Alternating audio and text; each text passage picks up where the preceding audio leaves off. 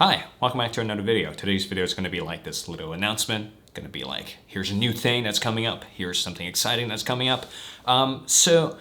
Year 2021, can you believe it? It's already June. We're already halfway through the year, so that's completely ridiculous. But year 2021 is basically my year of storytelling. So I really wanted to practice, the craft of telling stories, the craft of, constructing narratives. So I've decided from November to keep a diary every single day. So I would write about the day and I would, put it on a page and I would look at the page and I would compile every single thing together. And at the end of, I think the end of May, just finished, the end of May, I ended up with like so many diary entries and I'm just like, what am I gonna do with all of these entries? Practice was basically using your day as kind of like a breeding ground for stories, right? So literally for the past 5 months, I worked on a short story every single day and it's been quite a ride and I have no intention of stopping it. And one day I just sat down and looked at all of these entries and I'm just like, what am I gonna do with all of these, Every single entry is like a short story in itself. I'm not gonna bind the entire freaking thing into a 400-page book because that'll be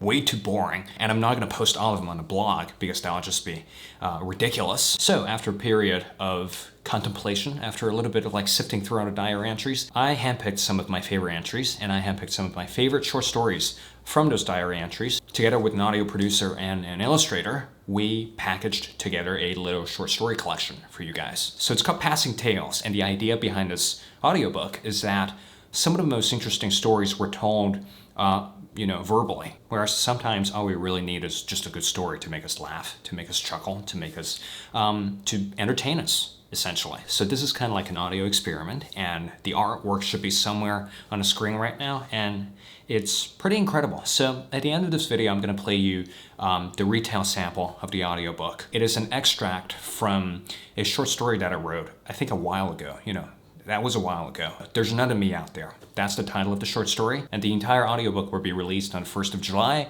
and so stay tuned. I'm super excited for this little project, and I want to thank all of you guys, every single one of you guys, for your support, for your lovely little comments, and for everything. Literally everything. For your comments, for your views, for your just incredible support. We've came a long way, and this little audiobook right here, this is going to be like, this is just the beginning. There'll be more and more exciting projects down the track, and I can't wait to show you guys all of it. Anyhow, that's all I have for this little announcement. For now, enjoy the audio clip. Besides the minor differences, we had a lot in common. We were very particular about fashion and both planned on being celibates for life. I guess that was one of the things that bonded us, the firm belief that as quirky, misunderstood people, we would end up single for life. Though we were strangers who didn't know a thing about each other, that spark of being a little similar was just enough. It kept us on the phone for hours and was enough to make us consider, maybe there's another me out there. Like any group of self-respecting university students, we complained about our jobs. When I was at work, she said, my boss at the winery had this one CD playing around the clock and now all of the songs are permanently stuck in my head. That's nothing, I said. So when I worked at a bookstore, I left a box cutter at the children's section of the store and my manager Janet found it and pranked me with it. She came around a corner and spoke to me in this deadpan voice. Robin, someone got stabbed in the kids section because you left the box cutter there. Oh no, she sounds so mean. B laughed.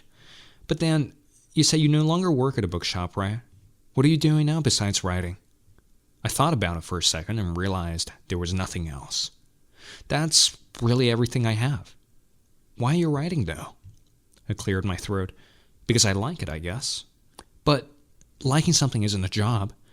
We were quiet over the line for a bit. I sat in my room and it dawned on me that she was going to graduate with a firm plan for a career. For me, if I didn't play my cards right, I'd find myself making grande frappuccinos for other artists across the counter. I guess artists do have a flair about them. Her voice was quieter. It was late and starting to rain outside of my window. The second wave of the pandemic was setting in, and neither of us knew what was going to happen. How are you still single? I asked. I mean, you're so brilliant and attractive and... She paused a little. I guess I just haven't found anyone who's, I don't know, fitting? Another sliver of silence, and she continued. I thought maybe I'd meet someone at a conference or something, or at work.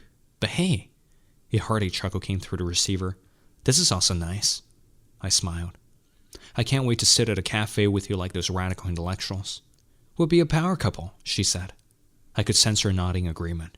Well, do you know a nice place then?